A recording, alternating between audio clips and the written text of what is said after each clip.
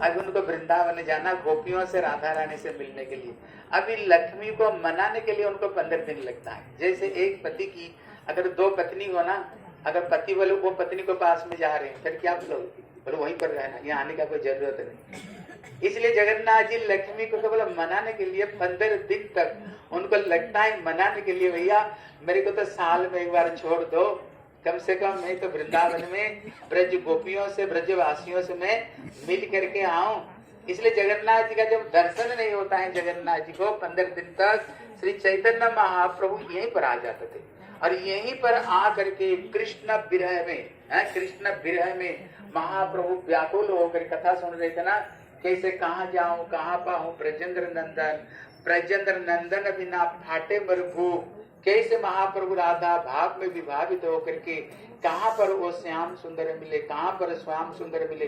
इसी विरह में महाप्रभु यहीं पर दर्शन नहीं होता जगन्नाथ जी की। हम कल कथा सुन रहे थे ना, जगन्नाथ के क्या दिव्य स्वरूप है, जो राधा रानी की प्रेम में स्वयं जगन्नाथ जी द्रवीभूत हुए।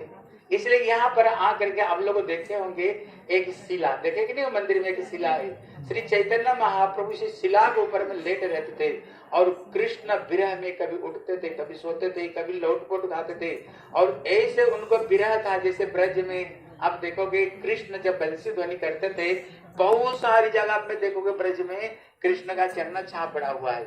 अब भगवान राम का भी अयोध्या में चरण छाप पड़ा हुआ, लेकिन आपने कभी नहीं देखा होगा इतने बड़े शरीर का, पूरा उनका हाथ का चिन्ह देखना, पूरा सर एकदम पिघल गया और उनका छाती, उनका चरण पूरा वो शिला के ऊपर महाप्रभु जब लेटते थे, संपूर्ण रूप में महाप्रभु का, कृष्ण का, राम का इतने बड़े शिला के ऊपर में कहीं इतना बड़ा रूप आप कभी नहीं देखोगे, केवल यहीं पर ही वो दर्शन करने को मिलता है। इसलिए महाप्रभु, अभी प्रश्न होता है, अरे महाप्रभु यहाँ पर क्यों आए? देखो ठाकुर को कितना हाथ थे ठाकुर जी, अरे कोई देखे ही नहीं ठाकुर जी को, कितना हाथ थे ठाकुर जी को? 4 हाथ थे ना, 4 हाथ थे ना, कहते ये नारायण विग्रह है। इसलिए यहाँ प्रश्न होता है, फिर ये नारायण विग्रह को फिर यहाँ पर क्यों, यहाँ पर दर्शन करने के लिए महाप्रभु आए? लेकिन हमारे शास्त्र में वर्णना किया, ये जो विग्रह है जैसे शंख चक्र गदा पद्म, अब ये हर विग्रह नारायण नहीं होते हैं, उनका जो आयुध का हिसाब से उनको ठाकुर को बुलाया जाता है। ये जो ठाकुर जी ये जनार्दन है, ये ठाकुर जी जनार्दन ठाकुर जी है। इसलिए गुरुदेव कहते थे ये जो स्थान ये पैठा, आप लोगों ने ब्रज मंडल में पैठा गए होंगे, जब कृष्णा बासंती रास को रचाते जहाँ पर कृष्णा ब्रज गोपियों को छकाने के लिए, जहाँ पर कृष्ण अंतर ध्यान होते हैं और अंतर ध्यान होने पर वहां पर सब ब्रज गोपियां ढूंढ रहे हैं, श्याम सुंदर कहाँ, श्याम सुंदर कहाँ। ढूंढते ढूंढते इतने में कृष्णा गोपियों को छकाने के लिए 4 हाथ धारण करते हुए वहां बैठ गए।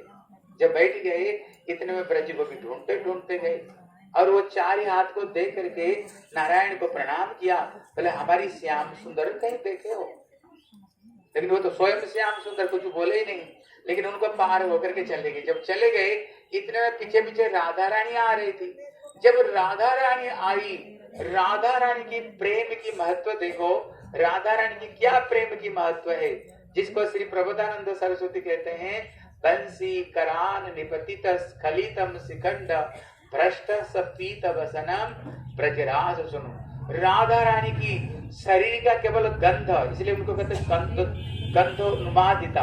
राधा रानी की शरीर केवल खुशबू पाते ही श्याम सुंदर अपने आप को रोक नहीं सके, नहीं रोक पाए तो क्या होगा, उनका जो 2 हाथ अपने आप अंदर में प्रवेश कर गया। इसलिए वो स्थान को क्या कहते हैं, बैठा, जहां पर 2 हाथ इनकी प्रवेश कर गया। इसलिए गुरुदेव एक अच्छी बात कहते थे, बोले जब श्री माँ लक्ष्मी